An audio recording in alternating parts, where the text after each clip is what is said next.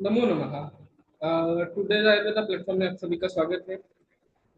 Last lecture को हम continue करते हैं। ये सेकंड पार्ट कम्युनिकेशन जो टॉपिक है एनटीटी के लिए, इसके बारे में हम लोग अभी देखने वाले हैं। सो तीन बैरियर्स के टाइप्स हमारे हो गए हैं। There are the total 8 types which we have seen in last lecture. Okay, अभी फोर्थ, फिफ्थ, सिक्स, सेवेंथ और एट टॉपिक हम लोग देखेंगे। तो पहला है कल्चरल। आज का मतलब सेकंड लेक्चर में जो फोर्थ टॉपिक है बैरियर्स में, कम्युनिकेशन बैरियर्स में, वो है cultural barriers. Different communication norms, gestures, custom across cultures. ये जो है एक हर एक गेस्चर का अलग अलग मीनिंग है इन अलग अलग कल्चर। ठीक है, तो वो मीनिंग एक बैरियर बन जाता है while communication. Lack of awareness about the recipient's cultural background may cause the unintentional offense. तो इसका मैं एग्जांपल हमेशा आपको देता हूँ। इन द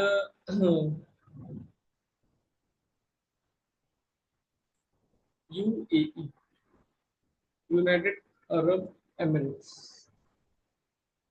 तो यूएई में जो है आपको सीरिया कानून फॉलो करना होता है। और वहाँ पे अगर आप स्लाइड किसिंग ऑन फोरहेड और you are hugging the partner, तो ये चीजें जो है वो थोड़ी सी ऑफेंसिव आ जाती है, अनइंटेंडेड ऑफेंसिव आ जाती है। तो ये वही का हम हमेशा एग्जांपल लेते हैं, तो दैट्स अ कल्चरल बैरियर।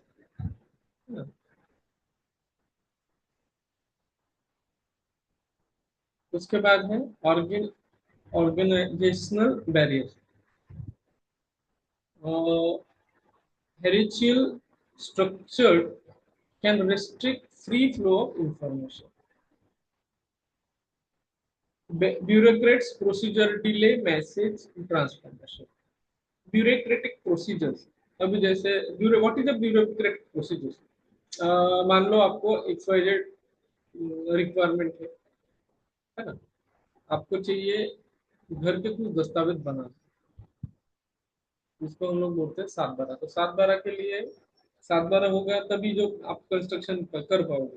तो 7/12 में आपके आपका जो जगह है, जगह पे किन किन के नाम है, नाना जी, मामा जी, ताता जी, दादाजी, चाचा जी, इन सब के नाम आपको वहां पे जाके ब्यूरोक्रेटिक प्रोसीजर से आपको उनकी परमिशन लेके आना पड़ेगा। फिर उसमें भी क्या प्रॉब्लम होता है, एक बोलता है नहीं हम यहाँ पे कंस्ट्रक्शन क्यों करेंगे, ये चीज मैं तो यहाँ पे रहता ही नहीं, तो मैं क्यों उसमें आपको एनओसी दे दूँ।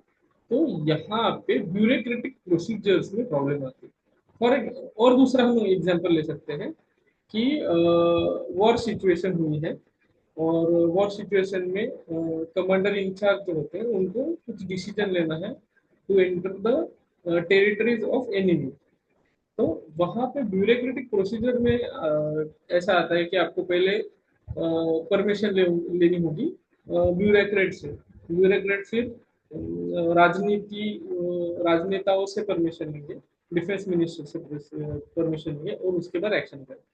तो यहाँ पे चांसेस है कि ऑर्गेनाइजेशनल बेरियर हो से ये प्रोसीजर डिले हो जाए। आपको पता है गोली मारूंगा तो आगे वाला एनिमी मर जाएगा, मगर आप वहां पे गोली मारने की परमिशन लेते हो फ्रॉम द हायर ऑफिसर, उतने में वो जो एनिमी है वो आपको मार देता है गोली या भाग जाता है।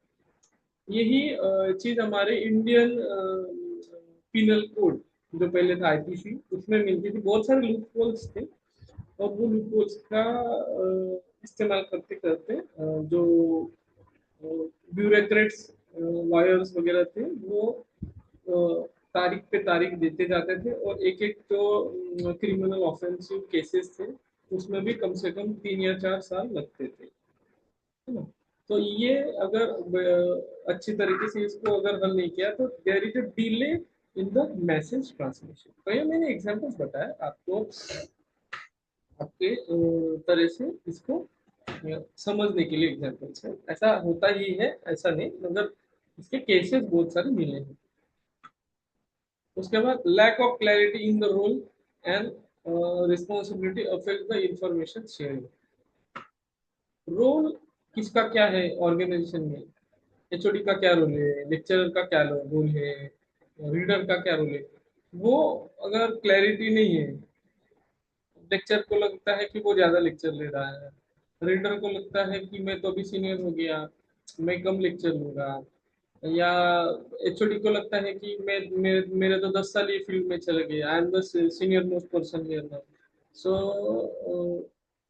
आई am not going to take the lecture, और मैं एक हफ्ते में ही लेक्चर लूंगा। So it affects the information sharing. अगर आप मानो कि आपके जो हेड ऑफ द डिपार्टमेंट है उनको बहुत अच्छा नॉलेज है और वो आपके एक ही लेक्चर लेते हैं हफ्ते में, तो ऑर्गेनाइजेशन ऑर्गेनाइजेशनल बैरियर, उनको अगर अच्छे से वो टॉपिक आता है तो उन्होंने वो टॉपिक कम से कम 3 या 4 दिन में खत्म करना चाहिए। ऐसा नहीं कि एक हफ्ते में पहले दिन में लूंगा, फिर दूसरे हफ्ते में उसका सेकंड पार्ट लूंगा, उसका तीसरे हफ्ते में पार्ट लूंगा। So there is a lack of clarity in the role and responsibilities, है ना। और गवर्नमेंट कॉलेजेस में तो ये आम बात है कि जितना जितना आप ऊपर चले जाते हो उतने उतने रिस्पॉन्सिबिलिटी बहुत ज्यादा बढ़ती है।